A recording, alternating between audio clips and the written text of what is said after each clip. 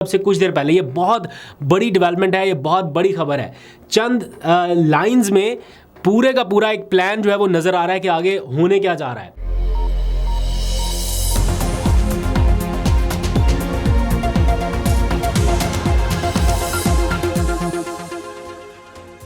बिस्मिल्लाहिर्रहमानिर्रहीम, अस्सलाम वालेकुम। पाकिस्तान और दुनिया भर में देखने और सुनने वालों को अब्दुल कादिर का सलाम।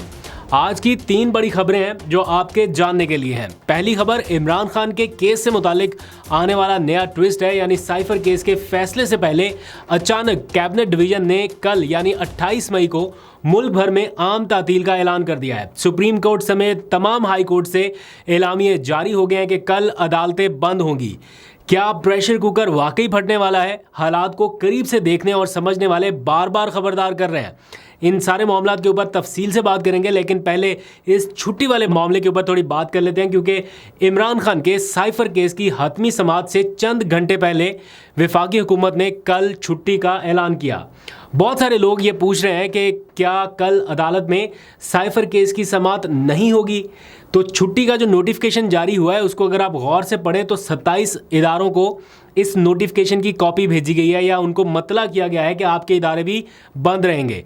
तमाम वफाकी वजारतें, इलेक्शन कमीशन, वज़ीर आज़म हाउस, ऐवान सदर, तमाम IG, स्टेट बैंक और फिर सुप्रीम कोर्ट ऑफ पाकिस्तान समेत रजिस्ट्रार इस्लामाबाद हाई कोर्ट को भी इसकी कॉपी भेजी गई है, जिसके फ़ौरन बाद सुप्रीम कोर्ट का भी एलामिया आ गया कि सुप्रीम कोर्ट में भी तमाम केसेस नहीं होंगे, सुप्रीम कोर्ट बंद होगी।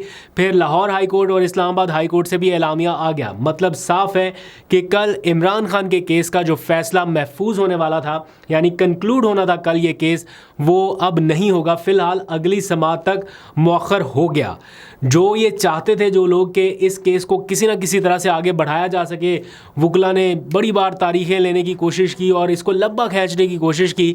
अब लग रहा है कि बज़ाहिर उन्हें एक कामयाबी नज़र आई है कि जब तक किसी अगले केस का बंदोबस्त नहीं हो जाता सज़ा का उस केस में, तब तक ये मामला थोड़ा और आगे चले। अब इसका ये मतलब भी नहीं है कि 28 मई की छुट्टी हुई तो इसका मतलब 29 मई को ही दोबारा ये केस टेकअप हो जाए। मुझे ऐसा लगता है कि अब ये केस फिर से इसकी तारीख जो है वो तय होगी और गालबन एक आध हफ्ता तो लग रहा है कि गया। हो सकता है 1-2 दिनों में ही दोबारा से टेकअप हो जाए, लेकिन बज़ाहिर इस तरह के मामलों में एक आध हफ्ता तो आराम से निकल जाता है। इद्दत केस का फैसला भी 1 दिन के बाद आने वाला है। इन दोनों हाई प्रोफाइल केसेस की समातें जो है उसके ऊपर सबकी नज़रें थी कि जनाब एक साइफर केस है, दूसरा इद्दत केस। अब इन 2 केसेस में ही इमरान खान गिरफ्तार थे और किसी में नहीं, तो सबकी नज़रें इसी पर थी। और इससे पहले एक और अहम डेवलपमेंट भी ये हुई कि जो सिंध हाई कोर्ट है वहाँ से कोर्ट रिपोर्टर्स के ऊपर आयद पैमरा की वो पाबंदी, जिसके नतीजे में आप अदालती रिमार्क्स को नशर नहीं कर सकते या रिपोर्ट नहीं कर सकते टेलीविज़न चैनल्स पर, वो पाबंदी आज ख़त्म कर दी गई। यानी सिंध हाई कोर्ट ने पैमरा का कोर्ट रिपोर्टिंग पर पाबंदी का हुक्मनामा आज मुस्तरद कर दिया था।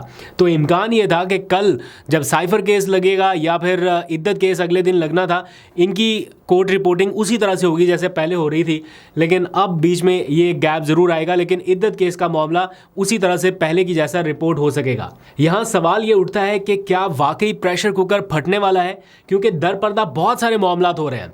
कल आपने देखा मलिक रियाज का जो बयान सामने आया, उस पर आज तकरीबन 24 घंटे के इंतज़ार के बाद तहरीक इंसाफ ने एक हल्का फुल्का सा रद्द-ए-अमल दिया है। और साथ ही साबिक सदर जो है आरिफ अलवी, उन्होंने एक बड़ा मानीखेज ट्वीट किया है जिसमें प्रेशर कुकर और फटने की तरफ और इस तरह के वो इशारे दे रहे हैं। क्या कह रहे हैं उसके ऊपर भी बात करते हैं, लेकिन पहले ज़रा जो कायम मुकाम सदर हैं उनकी बात करते हैं, जिन्होंने 2 सदारती ऑर्डिनेंस की मंजूरी दी है अब से कुछ देर पहले। ये बहुत बड़ी डेवलपमेंट है, ये बहुत बड़ी खबर है। चंद लाइन्स में पूरे का पूरा एक प्लान जो है वो नज़र आ रहा है कि आगे होने क्या जा रहा है। और इन दोनों ऑर्डिनेंस का ताल्लुक किससे है, बराह रास्त किससे हो सकता है, आपको ये चंद लाइनों में आसानी से पता चल सकता है। मीडिया रिपोर्ट्स के मुताबिक जो कायम मुकाम सदर इस वक्त है यूसुफ रज़ा गिलानी, उन्होंने 2 ऑर्डिनेंस जारी कर दिए हैं। पहला इलेक्शन एक्ट तरमीमी ऑर्डिनेंस है, जिसके तहत इंतखाबी धांधली की तहकीकात करने वाले जो जजेस हैं या जो ट्रिब्यूनल्स हैं, उनमें अब सिर्फ हाजिर सर्विस जजेस नहीं बल्कि रिटायर्ड जजेस को भी तैनात किया जाएगा। यानी फॉर्म 45 या 47 के मामले की तहकीक अब सिर्फ हाजिर सर्विस नहीं, रिटायर्ड जजेस भी कर सकेंगे।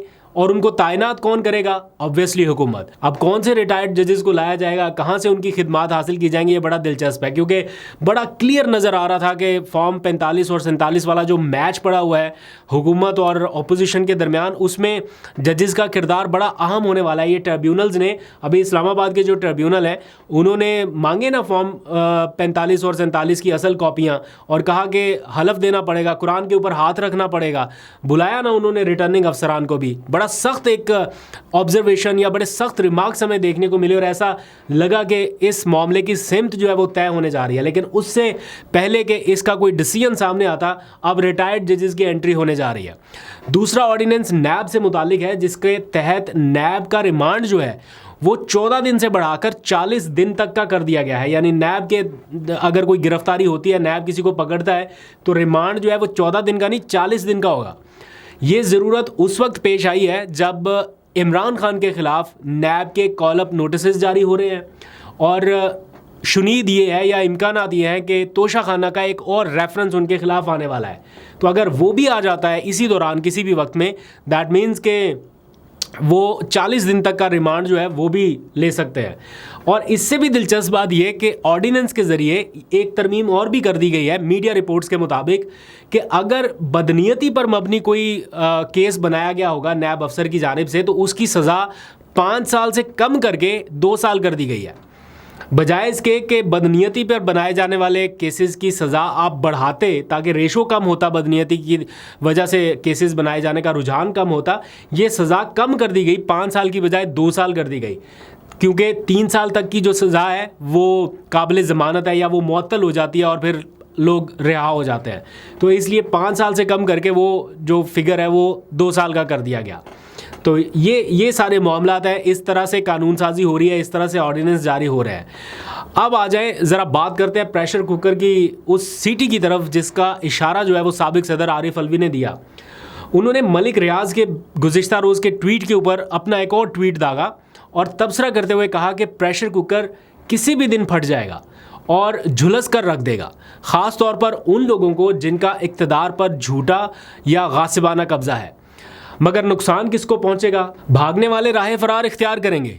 जिन्होंने बैरून मुल्क रास्ते हमवार किए हुए हैं उन्हें कोई परेशानी नहीं है, वो लूटा हुआ माल दौलत सब उठाएंगे, बाहर निकल जाएंगे। हम वफादार पाकिस्तानी जिन्होंने अपने मुल्क में जीने और मरने का फ़ैसला किया हुआ है, हम भी देखेंगे कि कहाँ जाएंगे। इस मट्टी का एक इंतहाई बहादुर, दिलेर और काबिल फ़ख्र फर्जंद, अवाम के दिलों का सुप्रीम कमांडर इमरान खान खड़ा है, क़यादत कर रहा है और मंजिल तक पहुंचाकर ही दम लेगा। ये सदर आरिफ अलवी का ट्वीट है। फिर पाकिस्तान तहरीक इंसाफ ने भी मलिक रियाज के गुज़िश्ता रोज़ के स्टेटमेंट के ऊपर एक बयान दिया है। बड़ा होम्योपैथिक सा बयान है, उसको मैंने पढ़ा है सारा। कोई उसमें ऐसी चीज़ नहीं है कोई काबिल ज़िक्र जिसको रिपोर्ट किया जा सके एज अ ब्रेकिंग न्यूज़। बस चंद लाइंस की एक प्रेस रिलीज़ है जिसमें ये लिखा गया है कि सियासतदान ही नहीं, जजेज़, सहाफ़ी, वकला और ताजर बरादरी, ख़ास तौर पर कारोबारी शख्सियात समेत मुआशरे के हर तबके को तंग करने का सिलसिला जारी है। इस सिलसिले के तहत बानी चेयरमैन इमरान खान के खिलाफ अल कादिर ट्रस्ट समेत लगभग 203 केसेस कायम किए गए हैं जो कि झूठे और मनगढ़ंत हैं। फिर पीटीआई ये कहती है कि वो वक्त करीब है जब तहरीक इंसाफ की जद्दोजहद किसी हतमी नतीजे की जानिब बढ़ेगी और जुल्म की जगह कानून लेगा और आमिराना इक़्तिदार की जगह आइन और जमहूरियत लेंगे। लेकिन सवाल ये है कि ये सब कब मुमकिन होगा? तब जब इमरान खान जेल से बाहर आ सकेंगे, उनके निकलने की राह हमवार होगी।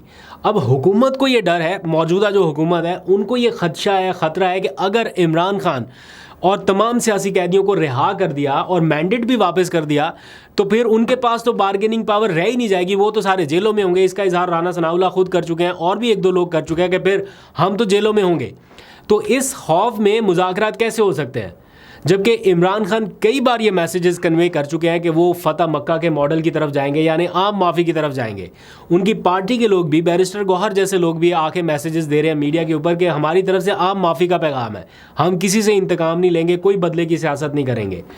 इस सारी सूरत हाल में अली अमीन गंडापुर की कुछ अहम मुलाकातों को लेकर शहर इक़्तिदार में मैं देख रहा हूँ काफ़ी डिस्कशन हो रही है। सीनियर्स हमसे भी पूछते हैं कि क्या चल रहा है, क्या मामलात है। हम भी इन चीज़ों को ऑब्ज़र्व कर रहे हैं। काफ़ी मतलब अंडर द टेबल कह सकते हैं, मतलब कोई ऐसी डील जैसी तो नहीं, लेकिन कहीं ना कहीं कुछ हवाओं में फ़िज़ाओं में चलता नज़र आ रहा है। मोहसिन नकवी से एक हफ्ते में उनकी गालबन दूसरी या तीसरी मुलाकात हुई है बैक टू बैक। फिर अडयाला जेल के दौरे, इधर SIFC की मीटिंग, फिर वहाँ से वजारत दाखिला से जनाब अडयाला जेल। मतलब आप रूट देखें ना, SIFC की मीटिंग किधर हो रही है, वज़ीर आज़म हाउस, वहाँ से निकले वजारत दाखिला से निकले अडयाला जेल, और अडयाला जेल से निकल के आज फिर वजारत दाखिला। तो ऑब्वियसली बहुत सारी चीज़ें तो सामने नज़र आ रही है ना कि वो अपने सूबे के लिए हक मांग रहे हैं, बिजली की लोड शेडिंग में कमी मांग रहे हैं, वज़ीर तवानाई से भी मुलाकातें। लेकिन ऐसा मुमकिन नहीं है कि इन सारी मुलाकातों में वो इमरान खान को कहीं साइड पे रख दें या भूल जाएं या उस बारे में कहीं जिक्र ना हो या बात ना हो।